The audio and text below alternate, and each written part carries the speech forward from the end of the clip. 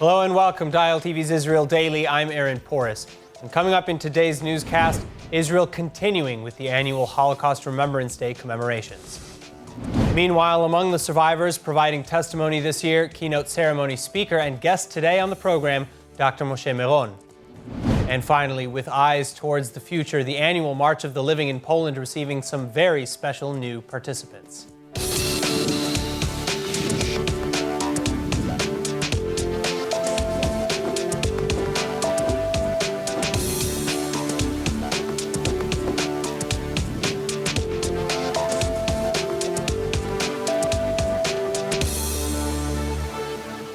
Today, marking Israeli Holocaust Memorial Day, citizens waking up to a somber moment of silence after a full evening of survivor testimonies and events.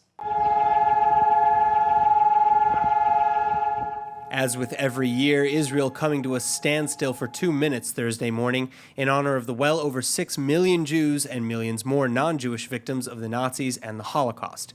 And this in addition to the many official and unofficial ceremonies across the country in which survivor testimonies were relayed to the younger generations, including on Wednesday night, the Knesset and the Yad Vashem Holocaust Memorial hosting an hour-and-a-half-long event, including testimony, musical guests, speeches, and for the first time ever, senior German officials from the Bundestag.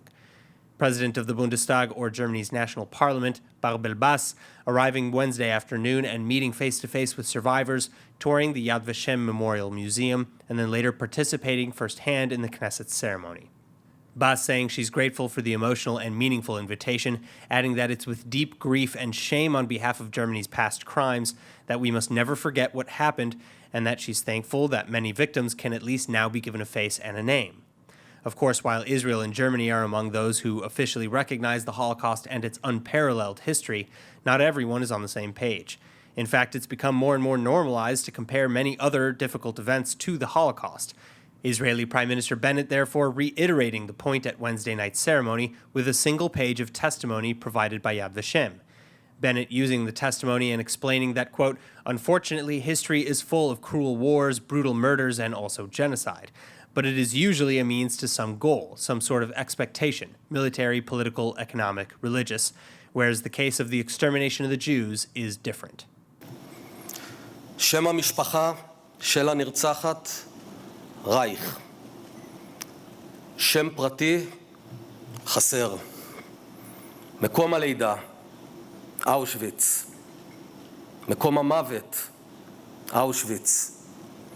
תיאור נסיבות המוות נלקחה מידי אימה באושוויץ. פרטי ממלא הדף: האימא איירין רייך.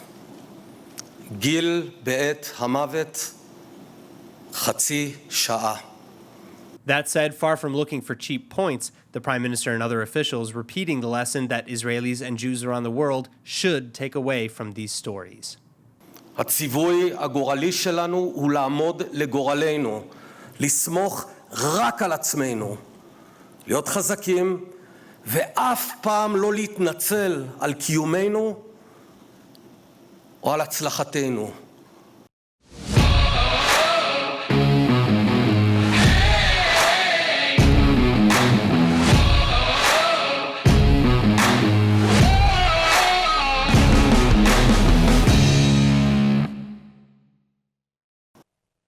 Now, among those honored to speak at the official Holocaust Remembrance ceremony Wednesday night is my next guest, Holocaust survivor and Dr. Moshe Meron.